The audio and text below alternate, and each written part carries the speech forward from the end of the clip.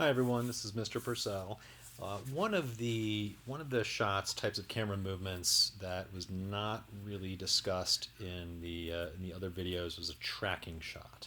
So I just want to take a moment and define that term for you guys so you can add it to your vocabulary. And I'm going to talk about it in conjunction with analyzing an example of a tracking shot. And then after that, I want to talk briefly about a use of the handheld shot. I know that was kind of briefly defined in one of the videos, but I want to show you a cinematic example of the handheld shot, and use that term to analyze what's happening in that scene. So let's start with the tracking shot.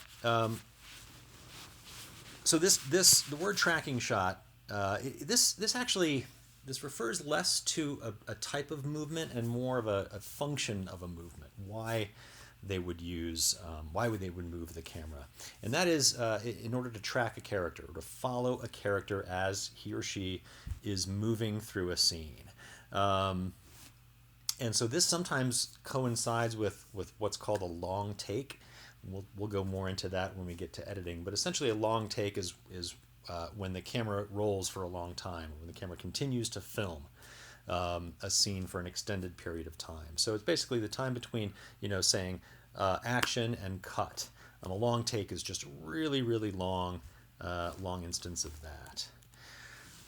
So let's just go ahead and dive into an example of this so you can see both what a tracking shot is and why. Talk about why a filmmaker might want to use it. So this is a very famous tracking shot from the film Goodfellas. It's a Martin Scorsese film, so it's about mobsters, as a lot of his movies are, and we're seeing a scene here in which our main character on the right, his name is Henry Hill.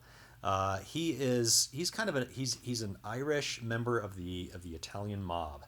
He kind of was sort of adopted by the mafia, grew up working for them, and in this scene here, he is on his first date with his who will soon become his wife, and the scene begins outside of a club, kind of like a nightclub or dinner club. And instead of waiting in line and going through the front entrance, he takes her into the back entrance, and the camera follows them all the way throughout, kind of the basement level, through the kitchen and everything, and up onto the main floor. And then this is entirely one shot. This shot ends when they're finally seated and the show begins. So let's go ahead and start watching, and I'll talk a little bit about why we're seeing what we're seeing as the scene goes on. I think I might just speed this up a little bit for time. What are you doing? You leaving your car? So they park the car and they start walking, and the camera begins following them.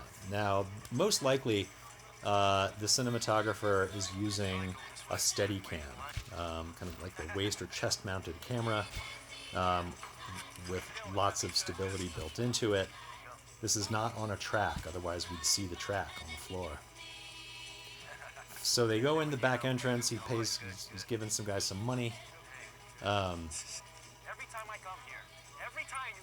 All these hallways, kind of twisting and turning. It's sort of like a labyrinth.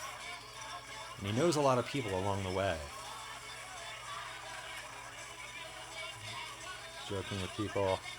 So he's done this before. He's been here before.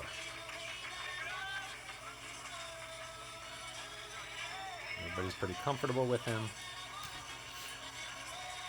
She's looking a little bit bewildered. She doesn't know where to go, but he does.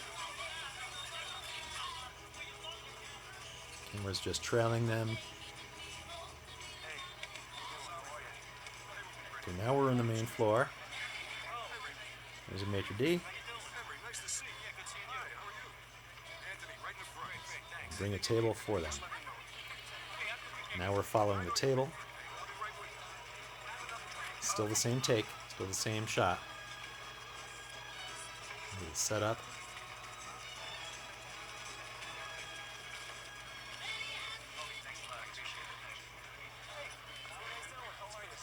Tips him as well.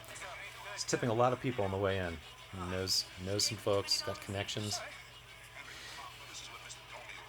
And well, the camera pans to the left. What do you do? She asks, "What do you do?" He says, "I'm in construction." You don't feel like you're in construction. She says, "You don't feel like you're in construction." So he's clearly lying.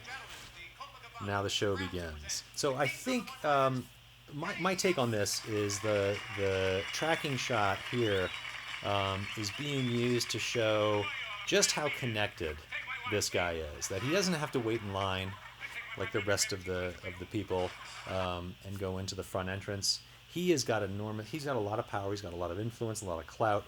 And as he is kind of as they're snaking their way through the basement tunnels there, the basement hallways, he knows everybody. He's connected to everybody here. So it just kind of emphasizes, and I think he's doing this partly to show off for her as well.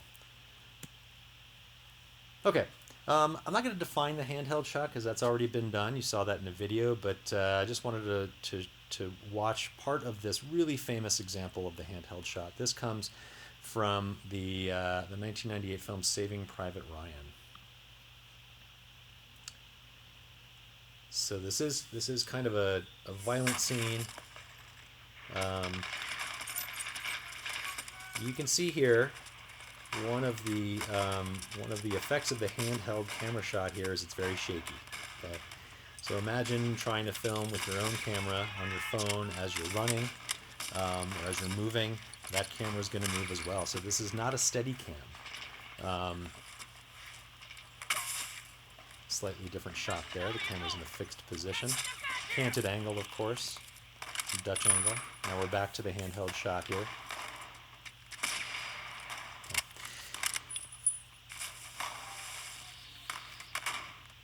So as you can imagine, you're probably thinking already, this is a pretty straightforward use of the handheld camera shot. Like this whole scene is chaotic, as you can imagine any scene in a war would be. And so by using the handheld shot here, the visual effect of this is chaos. Of course, the canted angle helps with this too. So canted angles and the handheld shot are kind of used in combination in this scene to help the audience feel the intensity, the chaos of this battle scene, and to really kind of make us feel uneasy. So that's pretty much it for the handheld shot and for the tracking shot. There are lots and lots of examples of these kinds of techniques out there. So if you're at all curious about the use of these techniques in other films, I would say just Google them, or pay close attention next time you watch a movie and see if the camera follows a character or if that shakiness of the handheld is being used, and think about why it's being used. I'll see you next time.